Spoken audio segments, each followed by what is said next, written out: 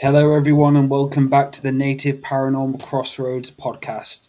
So, I have the Paranormal Rangers here, and we are on the second part of the Ancestor Spirits and Ancestral Lineage show. So, hello, guys. Hello, Michelle. Hello, Stan. Hello, Jonathan. Hello. Hello, everybody. Hello, everybody. Hi. Hey, hey. So, we had an incredible show last week. We were discussing ancestral lineage, and we thought as well we can continue on and go into the topic of ancestor spirits as well. So, Michelle, what was last week's show like for you? For me, it was really interesting to find out the commonalities we have as Native Americans in our ancestral ties to one another, and our bloodlines are very important. We survived the actual atrocities that came our way, and I was really interested in learning about through the other two rangers of their ancestral ties to their ancestors and the help we have gotten along the way from those who don't exist now here on the earth. I've learned through the stories that we have very unique bloodlines. And as well, like for me, it's like you say there, Michelle, stories. How important are stories to the culture, and actually listening to people's experiences and passing them on to the next generation. Well, it's really interesting. We come from an oral tradition, oral stories that are handed down from the elders to the next generation. That's why the language is so important, because that's where the stories are hidden about the sacredness of our bloodlines and tribes and the cultures and the traditions we practice. So, Jonathan, I'm going to bring you in here. So, storytelling. What does storytelling mean to you? Because I know that's a big part of the culture of the natives. Well, in oral tradition, the stories that are told are part of history, and as such, there is a definite way to do it. You don't embellish it. You don't add to it or take away from it. Um, it's just told matter of factly. So, as far as bloodlines, I can trace mine back to 1864, um, to the fourth wife of Chief White Antelope on the Cheyenne side. Um, and we know that because there were census numbers given out, the first census numbers that were recorded. And then on the Apache tribe of Oklahoma side, I can go back to the 1860s, to the line, of Josephine Coso, um, who raised my great grandmother, um, had adopted her, and then it just on the Navajo side again, 1864 to the Long Walk period, with my great grandmother and her escaping Bosque Redondo and making it back as a child. And then on the Filipino side, uh, it goes back to about 1900, uh, where my grandfather on that side was in the military, in the army, and was a Philippine scout. Later on, he got on board a ship, back when the army had its own transports, and was bringing doughboys back from World War One to New York. Um, and he got his citizenship that way. So there's a lot of history if you go back in your lines and look for it, and it's hard to tease it out sometimes. In his case, we know he was from the town of Angat in Bulacan province, which is right near Manila. So one of my bucket list items is to get to the Philippines and find out, see where he was born, and you know, grab a handful of dirt and take it home with me. But it's all about connections. It's all about history. We have a rich history in our bloodlines. I've got Chief's blood on one side. On the Cheyenne side, my grandfather was supposed to be the arrow keeper, which is kind of like a high priest, and he didn't want to do that because if you're doing that, you don't go anywhere. You just take care of the arrows. Um, so there's a lot going on in our backgrounds that we've had to discover ourselves. And it's interesting as well because like the oral traditions have been lost for a lot of people, and for someone growing up say in Britain or a different country where you're actually growing up and you're seeing the media as telling you what the history was, school telling you what history was, you actually lose that connection of listening to your ancestors passing down the message of oral traditions. And that's something I enjoy. Like my granddad, when he used to tell stories, that was my favorite part of the day when I spoke to him about that. When he used to tell me stories about what he did when he was a kid, how it was to him growing up. But a lot of people just see the media, don't they, or the news telling them what the history was, school telling them. So it's incredible when people like yourself come on and actually say how it was to the ancestors. Yeah, I can remember my grandmother telling me stories about growing up in Oklahoma around the Apache and Anadarko area, and she was saying that she learned how to drive on a Model A, and that she was allowed to drive on the dirt roads. They were just ruts back then, and as kids, they were told don't go into the woods because there's bad men back there. And later on, they found out it was actually the Dalton gang that was living in the woods behind where they were, which I would consider kind of bad men. The outlaws of those times, right? That's right. So, Stan, I'm going to bring you in here. And so, what's your take on storytelling and you listening to your stories from your lineage and your ancestors and how it meant for you? Well, for me, I think it is that connection to uh, for for those that um, are present in the world today to be able to connect with our elders and be able to connect to those people that were a part of our past and to hear firsthand uh, the different events, just like what John got through speaking of, and making those connections to the past, just like what he mentioned with the Model A uh,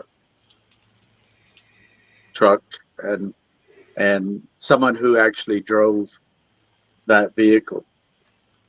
And so I think that for native peoples, having a strong oral history and connection, it's very, very important and very different uh, for indigenous peoples, because it is that record of these events that happened in the past, as opposed to let's say picking up an encyclopedia or picking up a book and reading about what has transpired. And um, so I think for most natives, that that storytelling, I would say has much more weight to it. Hearing these things come from your elders and from your grandparents and great grandparents, and as opposed to today where you have written record of, of different events and things like that. I think the importance hearing these things from our elders is um, it has a greater significance. I think hearing these, especially as a child, and hearing these stories from our grandparents. And it is like innately when I learn a skill, and for my children, one of the biggest honors for me would be to pass on that legacy of what I've learned, even in spirituality or just growing as a human. Loads of different skills you can have, and you can pass on. And we hold the memories as well in our DNA lineage. So, say we have our great great great ancestor who was doing this, we actually have the memories of them within our lineage, within our blood, and we can access that energy and that wisdom as power. And this is something great innately. What oral traditions is all about is passing it on tree by tree, step by step. Well, I find it really interesting. I'm going to plug Stan here a little bit. He just wrote his history of his being a ranger, paranormal ranger, and it is so important what he's doing because he can, hand down that ancestral record of himself. And I've been very, very fortunate myself. My great grandmother and my grandmother were depicted in her book, and I think I've showed this before, and I apologize. I wish I should have taken the filter off, but it's called Kaba. The Navajo author writes of her tribe, and she did similar things like Stan did in his book. He wrote about the culture, the little bit about their religion, and about the Bosque Redondo that my great grandmother and grandmother, who as a young child were a part of. And so, I've been very fortunate. Even our music, my great grandmother recorded albums. I have recorded albums here. I'll have to post those on the web. Of the music and the artwork. And Stan is an artist in his own right. And I'm looking forward to hearing Jonathan's story about his ancestral ties to not just the Navajo tribe, but to his other tribal affiliations, as Stan has depicted too. And it's really important to keep that. We didn't have the ability to write so petroglyphs are another source of record, although that was more of a public record. But telling the story from a personal testimony is really important. And I think, our ancestral spirit is coming through us, through the ability to have education, having writing abilities, to be able to tell the story of our experience in life. I think it's really, really, really that important. And leaving that legacy as well, obviously, Stan, with the book, it's like that's your legacy right there. You're leaving your imprint. And one of the main things, and I want to be, when I cross over to the next road, is being remembered. And that's something we want to be remembered. And like these shows and what you're doing now, for 50, 60 years ahead of time, people will be looking back and like, who are these guys? And they'll just look at you and remember you. And that's, I think, one of the biggest honorings you can possibly have is remembering them by speaking about them, talking about them, looking into your family tree and going into your lineage and saying, look at this person, I remember you. And it's an honoring of being remembered like that. It is. It's a great honor to have been given the opportunity to write, and especially for a publisher at the level of HarperCollins. And but a lot of that follows what I mentioned before, this serendipity of things coming together so that stuff like that can happen. And I do feel that book is a record for past events, and also to give people the understanding that what we deal with in dealing with the paranormal and supernatural, these are a part of our world and a part of our universe and part of life. And that it's not something to be taken for granted, and um, so, but really, there was a lot of other things that led to me being able to create that voice of writing a book. So um, I've been very blessed to be able to have that opportunity. So, what was the process like for you writing it then, Stan? How long did it take you to write that? And where did the inspiration come from when you decided to write the book? Actually, the writing of the book began going back to the days that I was actually boots on the ground working as a ranger, and having been exposed to the different cases of paranormal, and and documenting it in my own notes and records beyond what you see with a police report or things of that nature, uh, with the idea that maybe someday you'd be able to write something detailing uh, some of those cases that John and I did, and so in actuality, it goes way back. I began uh, formulating an outline uh, for the book, and how it would flow, and going way back. So officially, the book didn't start until after I retired in May of 2023. Soon after that, retiring, I got a contract with HarperCollins, and in July of 2023, and so from that point, it was official, and that's when you had that focus in writing the book. Uh, Many 24-hour days spent writing, and not much else during that time frame, all the way through probably February of 2024. So yeah. Beautiful.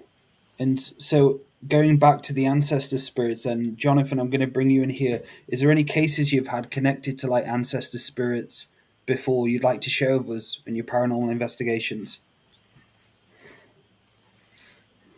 Well,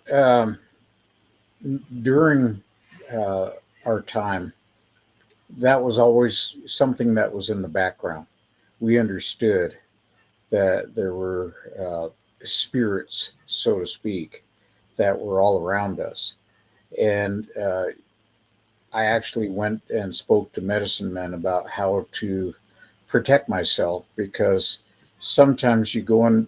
My job specifically was to do archaeological law enforcement. So I had to go to places where uh, traditional Navajos would not go. You're told you don't go there because the spirits can attach themselves to you, and they can actually cause harm. They can cause sickness. There's a whole range of things that can happen to you if you have these uh, spirits attached to you that don't mean you any good. So, they gave me instruction as far as how to pray, how to smudge myself, um, the a list of things not to do when you get to an archaeological site. Don't pee on the ground, don't kick the dirt, things like that, and be respectful. And I followed those rules, and I never had an issue. Although I have seen places where there were things happening, and people were being affected by paranormal cases involving spirits, and we would go in there and find out what they were doing, and found out that in some cases they collected pottery sherds, and they had them on display in their house. And, the energies from the dead people can attach to those kind of things. Um, so we would tell them, what to do with them and how to get rid of them, and the prayers that are needed to affect that, and that they might have to contact a medicine man. Other people, I can remember one family actually illegally built a hogan, um, in a location where they didn't have an archaeological clearance. And one morning after a heavy rain, they came out, and right on their front doorstep was a skeleton laying on its side. And they wanted me to come out there and exhume it and get rid of it. And I told them, I says, you're going to have to take your house apart and move it, because you're here illegally, and you're not supposed to be building here. So in that case, the dead people won that round, so to speak. Although I've seen other places where they've done construction and they've bulldozed areas and had human remains, all over the place in the mounds, and without even a thought, without a care. And you wonder what kind of after they built these places, you wonder what kind of spirits are still in there attacking them. Um, so I was never a big person as far as going, oh yeah, I knew there were spirits, but I never really paid attention. And then we were speaking at a conference in Colorado one time, and a guy came up to me and he says, I can see spirits. And he says, and there's an old man standing behind you when you're talking, and he's watching over you. And then I had other people tell me that there's a whole group of people standing behind me, that are kind of watching over me. And I guess in some ways it's shocking, and in other ways it's kind of comforting to know that. Do you ever get any cases where people aren't crossed over? Because I had an experience, I'd say around about 3 months ago. I went to a graveyard site, and all of a sudden, I used to skateboard as a kid, and I looked right in the corner, and it was for miles and miles I was walking, and there was this skateboard on this gravestone, and I went over to it, and this kid passed away, I think, for like a month before I saw it. And it basically, as soon as I connected to him, I saw the actual kid come in and speak to me, and he said, "Can you cross me over?" And that kid died 2 miles from where I was born. So as I looked at the gravestone, all of a sudden that he started speaking to me, and he said, "I'm lost, I'm lost, I'm lost." And there was like that synchronistic moment where I realized I had to start sending prayers to him to cross him over. I had to tell him he died. Do you have any instances where you have spirits who are kind of like lost, or trying to connect to someone to kind of have that message to go to the other side? I think there are. There's a lot of that going on. Um, we we don't plan our deaths. Death is something that even in Navajo culture you don't talk about. Um, you don't deal with the dead when they die. There's certain members in each clan that handle the body. Um, there's you don't talk about the dead afterwards, um, because to talk about them is to ask them to come back. Uh, so there's a lot of rules and cultural mores attached to that. So we get to this place, we don't ever plan on dying. Even though as soon as you're born, you're already dying. In a literal sense, but we never plan it, and then sometimes it's sudden and catastrophic, and you're not prepared for it. You didn't think about it ahead of time. You could be very, very young, and I think that's what happens in a lot of these cases involving ghosts. That something is still there, something is still repeating what it did all those years ago, even back to ancient history. They're still there, and I think a lot of Navajos are correct to say stay away from that kind of stuff, stay away from those areas, because you don't know what you're going to get. Um, we like to be scared. We like to talk about ghosts. We like to go. Let's go to the spook house. On Halloween. Let's get scared. Let's go on a scary ride because of that little jump in adrenaline that you get. But the reality is that if you go to some of these haunted places, there could be something really negative there, and if you don't have a way to protect yourself, it could be bad. Dale, it was really interesting. We talk about spirits. This is more on the humorous side.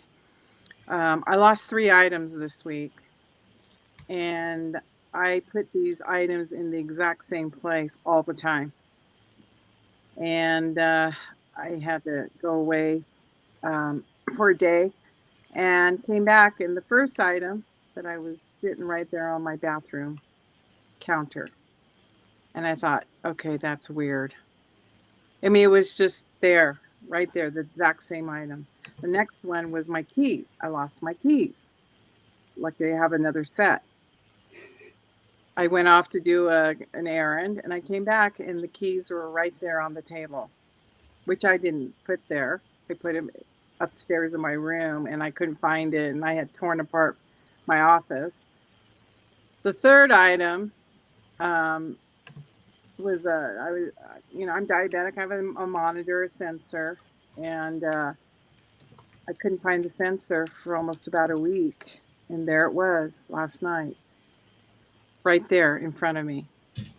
And I thought, okay, I think there sometimes is that kind of ancestral help. I was like telling a friend of mine, she's a little bit psychic. I go, where? Because I've seen it. It has pink on it, and it certainly, my keychain had a pink thing on it, and it was really interesting. I said, well, the fine gods are with me, or my fine ancestors are there with me. But I found that really interesting because it was pretty direct. So when you have those kind of situations occur, people think, those are ghosts. When in fact, they're probably ancestors helping, the fine gods, even if something as simple as that.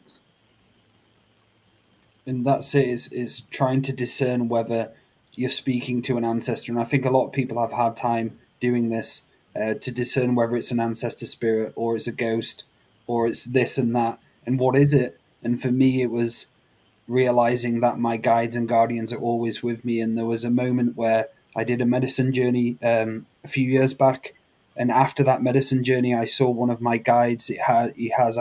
When I close my eyes, I can see him. He's got like a suit. He's got like a suit and a tie on. And every after the medicine journey, I kept seeing him, and I kept seeing him. Like, who are you? Who are you? And I found out this spirit guide of mine was my daughter Opal's dad's. And he was in the 1600s, and he owned a newspaper place.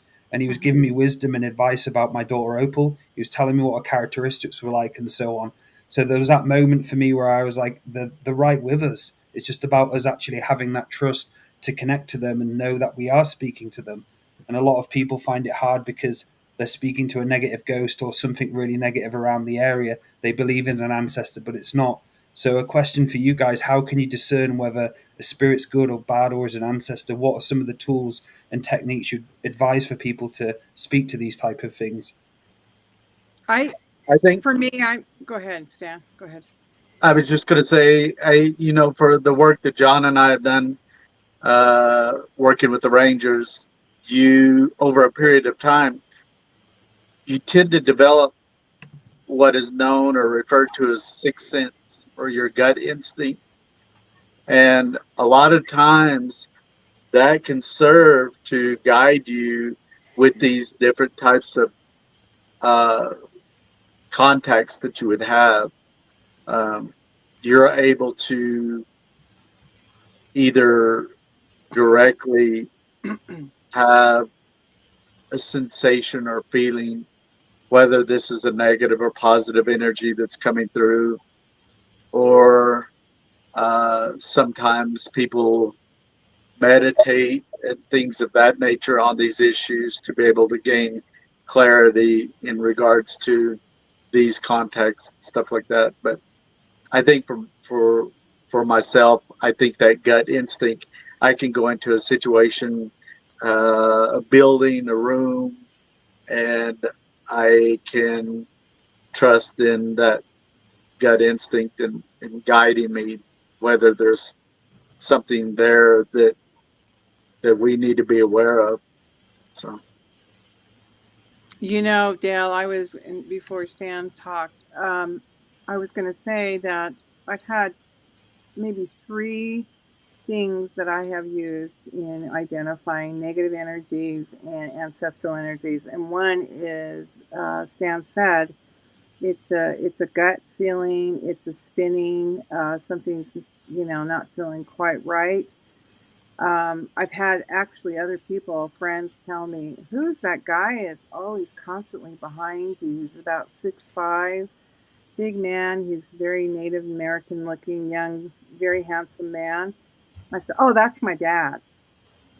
And I have been in precarious situations where it could have been a potential precarious situation. I don't know what the outcome would have been, but apparently that you can feel that something is keeping you warm. It's a warmth and everything. And this term, taking spirits home with you, today we've coined it in the modern mainstream as hitchhiker spirit.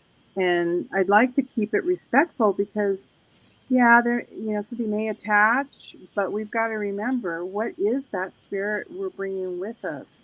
Is it protective? Is it negative? Um, is it one that, like somebody wants to go on and we're the conduit for them to go on? So we have to be very sensitive to that. Even what Stan was saying is, they're all around us. Jonathan said the same thing. They're all around us at all times. And, when I first started working up in Uinta Basin, it was really interesting. My mother called me up and says, "Oh, I saw that you're doing some kind of things with paranormal." And we never talked about paranormal in our home growing up. And so she shared a story about, and I think I've related in another podcast, but basically, seeing the orbs come down. Well, the orbs represent ancestors. So I had to be very sensitive to that with my own mother and her belief systems and her traditions about the Navajo cultures. And she said the medicine man called those ancestors, and they come in the form of orbs. And we have to be respectful of that because they have a message, or maybe they're there irrespectively helping somebody with their health issues or so on and so forth. So I learned a new thing from my own mother, as what something she experienced with her great grandmother down at my great grandmother's hogan. And so there was a new perspective of understanding the outcome of the Navajos, how they saw their ancestors and their spirits. And just this last week, me and Stan went to Contact in the Desert, and we weren't speaking, but we were there for a different reason. And at one point, a couple of young girls asked if they could do a small podcast with me. And we went outside, and it was dark, and they're interviewing me just using their handheld phone. And all of a sudden, one of them says, "Oh my God, there's this beam of light coming down."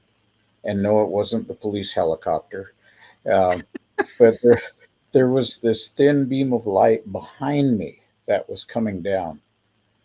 And one of them says, I've got it on the video. And so they were quite excited about that. And I didn't see it. So I didn't think anything of it. And then after a little while, both of them just about screamed and they said, an orb just flew over right behind you.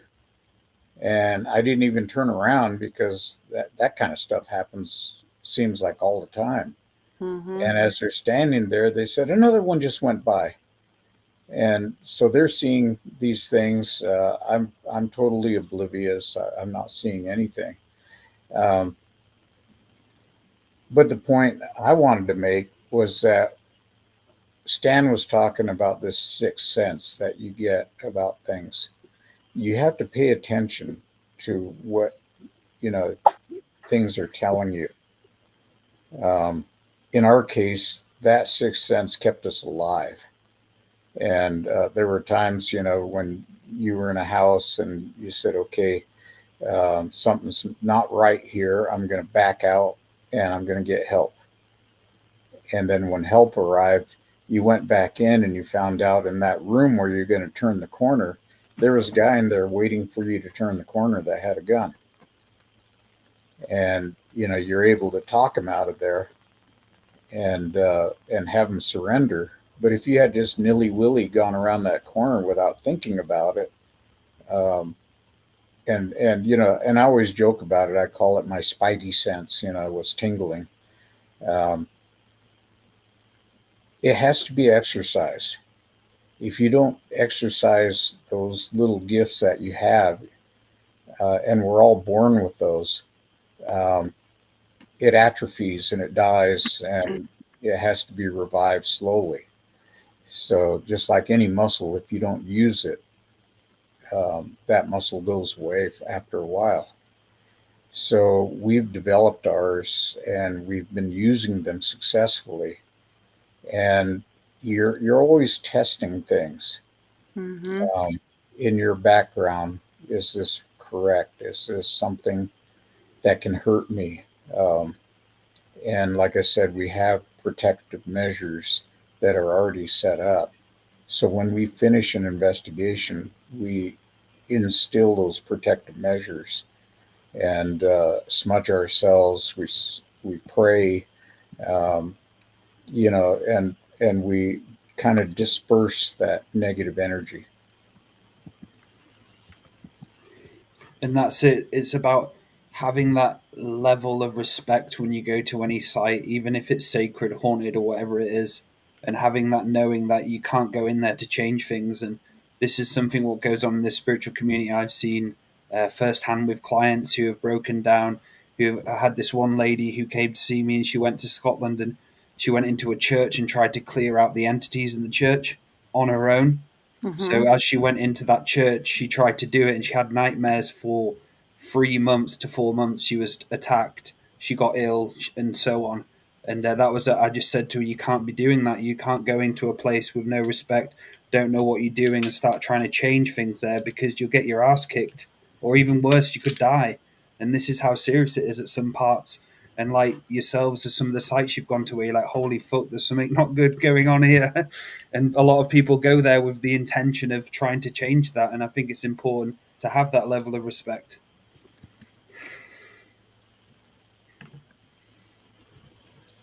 Well, And I think many people go into places like that as an outsider. You know, you're going into a place that has been in some way inhabited, whether it's by the living or those that have passed, for sometimes for thousands of years. And then here you come along as an outsider with the idea that, oh, I'm going to change this, you know, and like you said, it could be life threatening, and yeah, you could be squashed by these energies that are there. I mean, just out of ignorance, you know. So, a word of caution to people that want to do that kind of thing.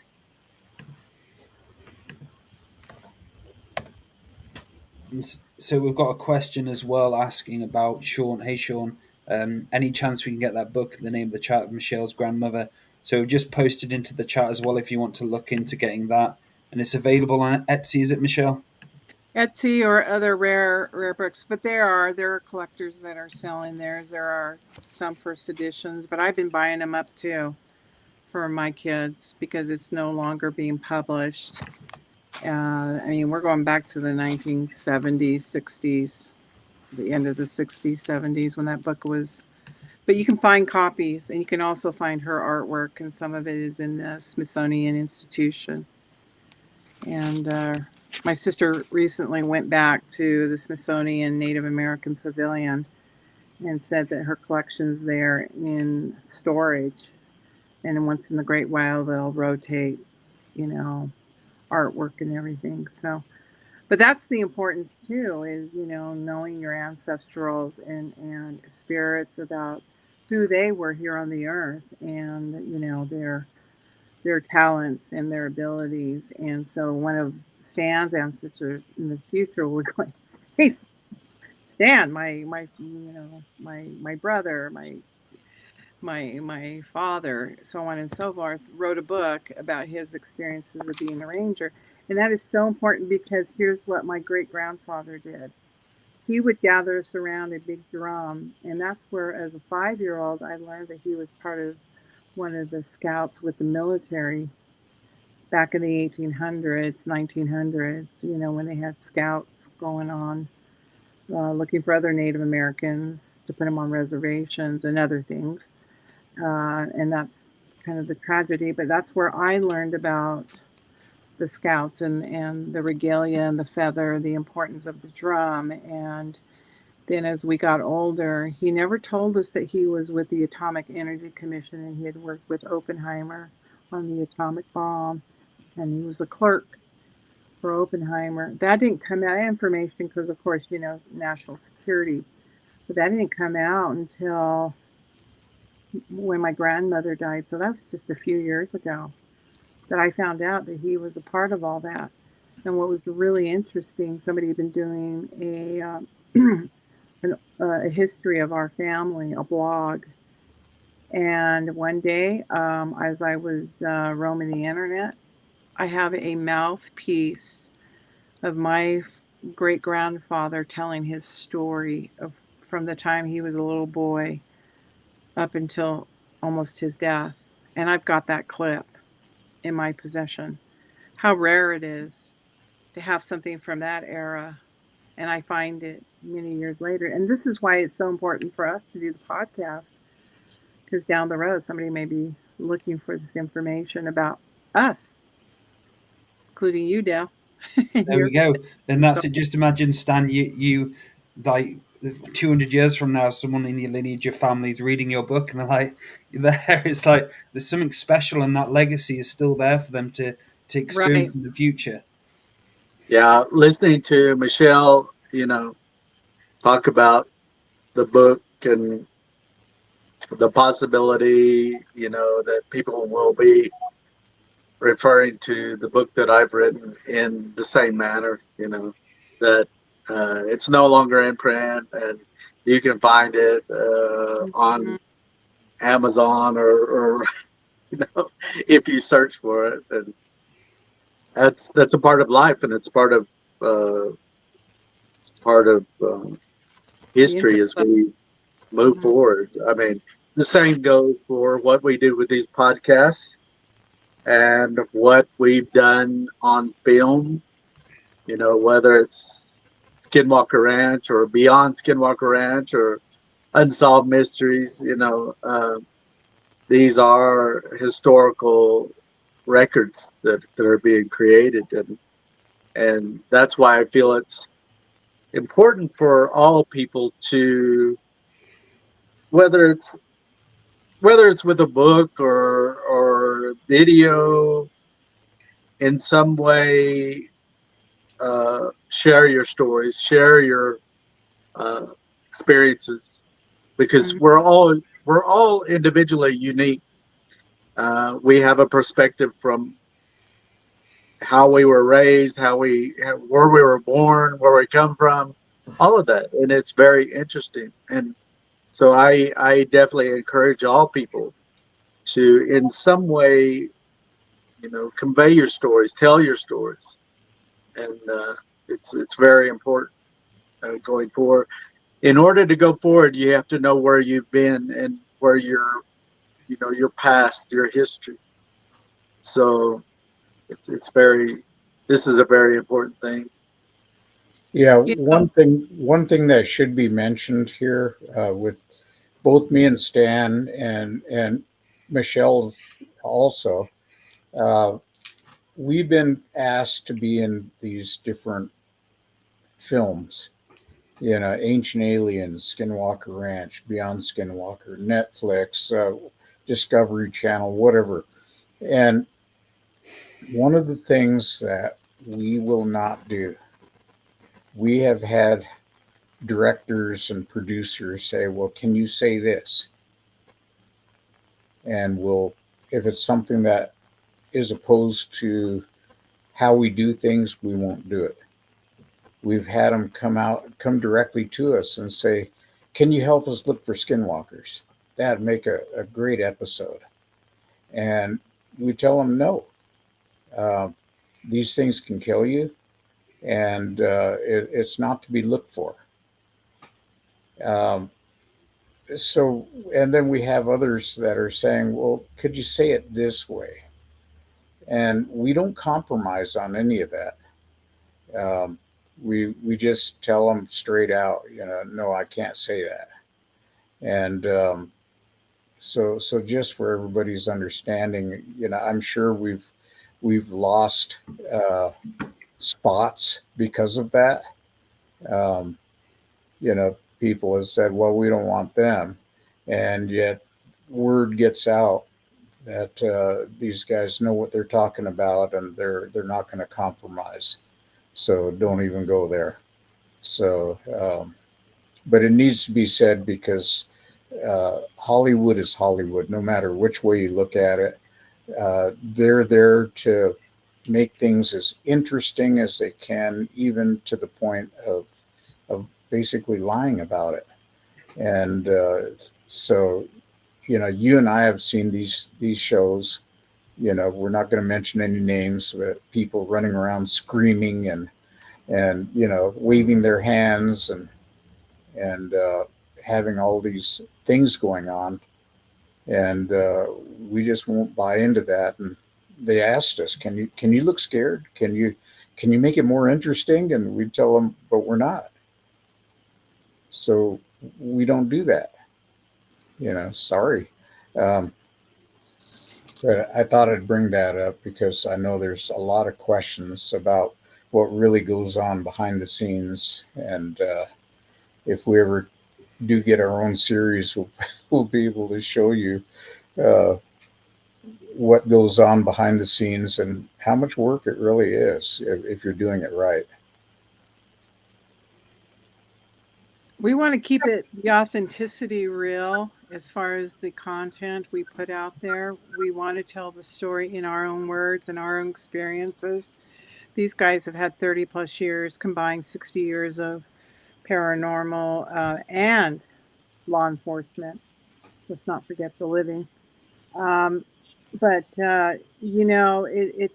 an anthology of experiences here, and some of us are newer to the experience of paranormal, but it's been with us, and it's in. I think it was Stan who said it's in our DNA, and Jonathan, I'm sure over past podcasts, we are carrying those ancestral ties in our DNA, and so therefore, like the white light may have come down on Jonathan, could have been, just recounting who he really is. He's got ancestral ties directly to those star people, and I'm just assuming here, but I'm just.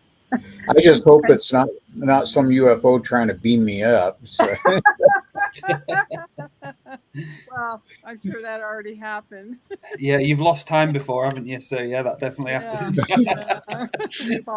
We've lost some time. All of us have. But they're up there saying, "Give me more power! Give me more power!" When they got the beam on John. Marvel he weighs too much. Yeah, super paranormal Marvel Paranormal Ranger. Yeah.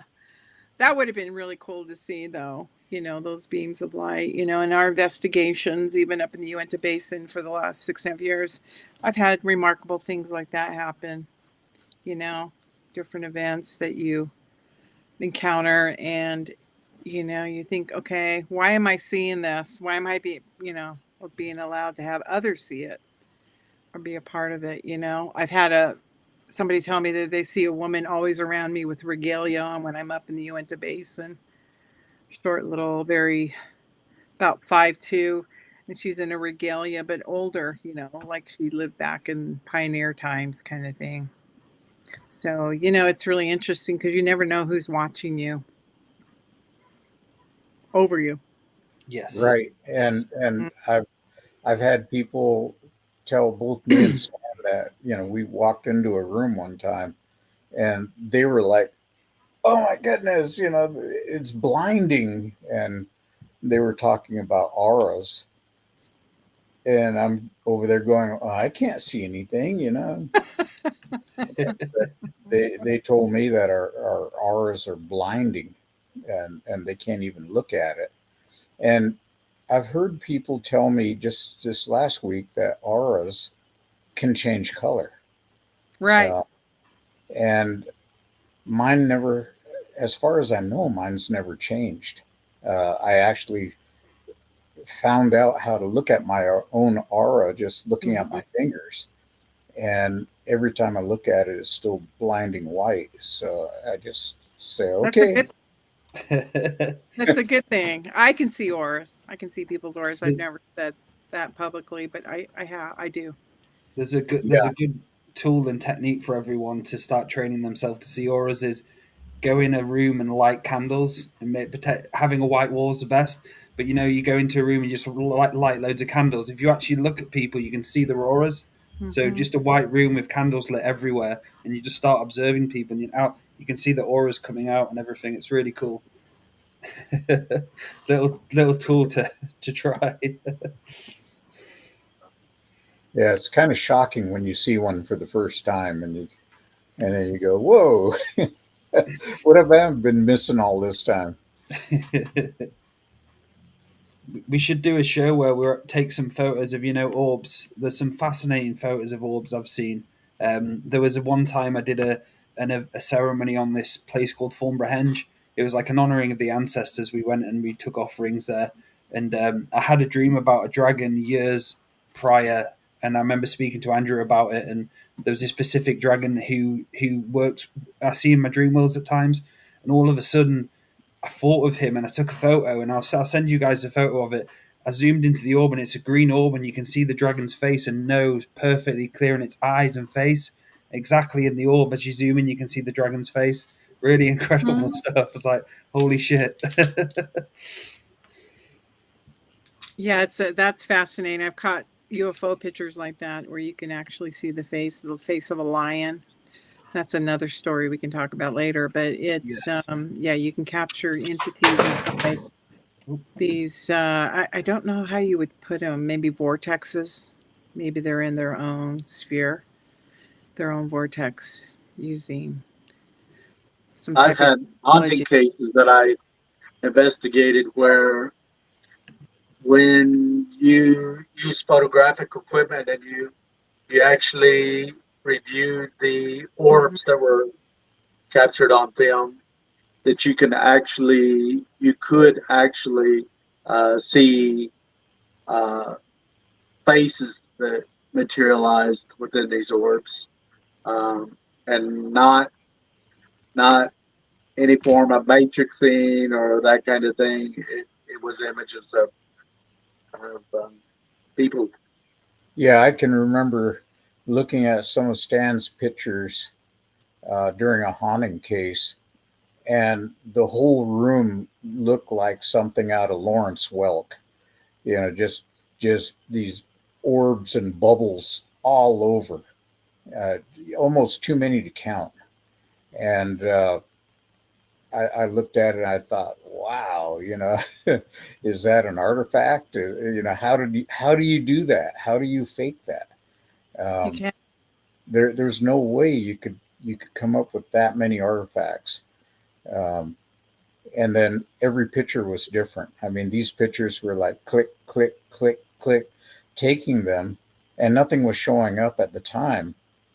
And they just filled the whole room. So, I've seen it. I know what they're talking about. I can't explain it. You try to say light refraction off a plastic lens, and contaminants and dust motes with a flash, and but no, it doesn't even remotely explain what was taken, and those were taken without flash photography, so there's no way it could have shown up. Showed up. Well, it's really funny. We talked about a little bit about spirits and hauntings and stuff. When about a couple of years ago, I was asked to come speak at a panel event up there in the Uinta Basin, and they had a conference going, and me and another cast member from another show, we had stayed later. They had a storefront, and on the storefront was on Main Street in Vernal, Utah, and this little girl kept running back and forth, and she had this very petticoated underneath her dress. It was a yellow dress, and I kept seeing her ducking, outside the window, which kids do that. And the door was open, and at first I thought it was like, wow, that's interesting. So finally I said, why don't you just come on in, come visit with us? And we heard this giggle, and she popped her head in like this, and I go, I don't think she's on this earth. And and so she continued to play back and forth, and then we just kind of sat there, and it was a little bit unnerving. But the next night we had done the same thing. We had some ladies with us, and that same vortex opened up, and there was these lurpy, entities that were walking by, like kind of tall and slumping over. And then we finally said, why don't you just come on in? And they just stopped, and they would look in, and but they wouldn't come in. They would just stop in front of the door. And I thought that was really interesting. It was a humorous couple of evenings. And there are some of those kind of entities that exist out there, spirits, little tricksters. Maybe something happened in that area, which I did find out it did. There were some things, but the Uinta Basin is known for its extraterrestrial presences there. So interesting. There we go. So we're going to reach the top of the hour towards the end of the show soon. Is there anything else we want to discuss before we close the show? What an incredible show again, guys. Well, all I can say in closing is don't fear this stuff. We always say to fear something is to give it energy to manifest even more. So don't look at it in a fearful way. Just understand that it exists. It's out there. It's part of this paranormal landscape that we've been exploring in our careers.